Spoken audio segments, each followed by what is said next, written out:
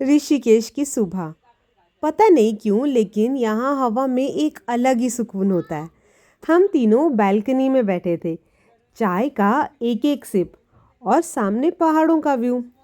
कभी कभी लगता है शायद ज़िंदगी का असली स्लो मोशन यही होता है। छोटी सी फैमिली, छोटा सा ट्रिप और प्यारी प्यारी यादें। यहाँ बालकनी में बैठकर हमने बहुत सारी बातें की और यहाँ बातें करते हुए हमें बिल्कुल नहीं पता था कि आज का दिन हमें रिश्ते, हवा और गंगा तीनों का एक नया रूप दिखाने वाला है। होटल से निकलकर जब हम बाहर गए तो हमने जो देखा वो होगा ऐसा हमने सोचा भी नहीं था। ये देखने के लिए कि ऋषिकेश में हमारे साथ ऐसा क्या हुआ जिसने हमें इतना हैरान कर दिया, आपको ये पूरी वीडियो बिना स्किप किए देखनी पड़ेगी।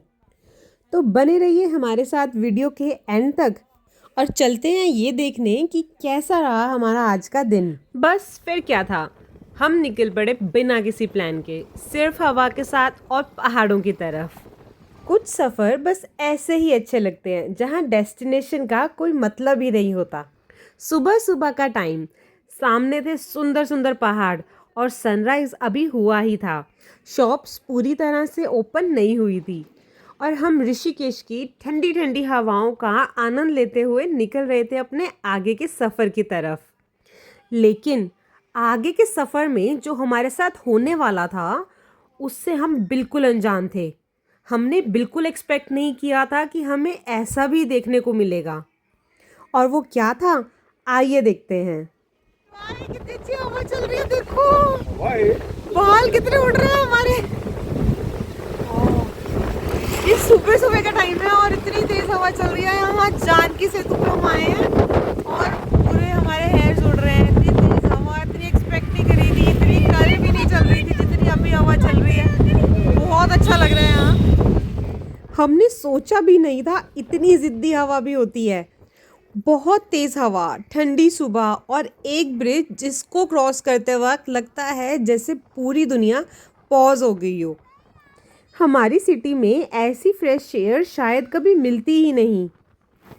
जानकी सेतु के एंड पर एक चीज़ ने हमारा ध्यान पकड़ लिया जो आगे चलकर इस एपिसोड को काफ़ी इंटरेस्टिंग बनाने वाली थी।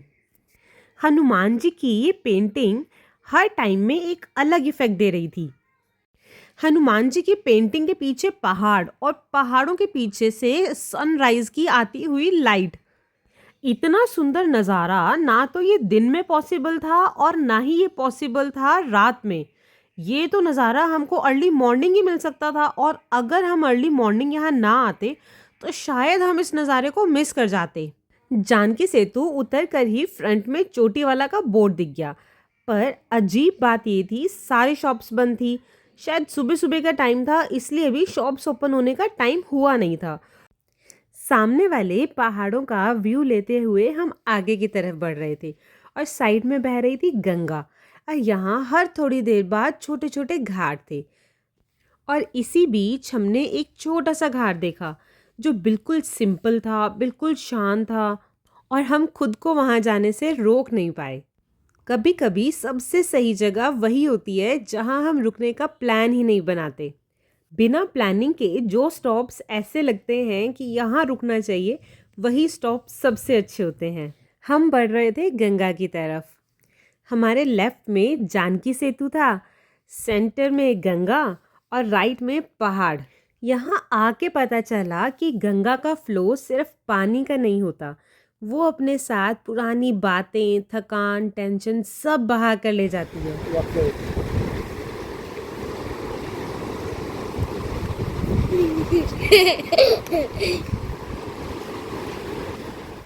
शिवाय को सिर्फ मस्ती करनी थी, हंस रहा था और बहुत सारा हंस रहा था। और फिर हमें मिला परमार्थ निकेतन, जहाँ इस वक्त कुछ ऐसा हो रहा था जो हमने पहले कभी नहीं देखा था। वो देखते हैं नेक्स्ट एपिसोड में। नेक्स्ट एपिसोड देखने के लिए चैनल को सब्सक्राइब करना मत भूलना और ये वीडियो अच्छी लगी है तो इसको लाइक करना, कमेंट करना। हर हर महादेव, हर हर गंगे।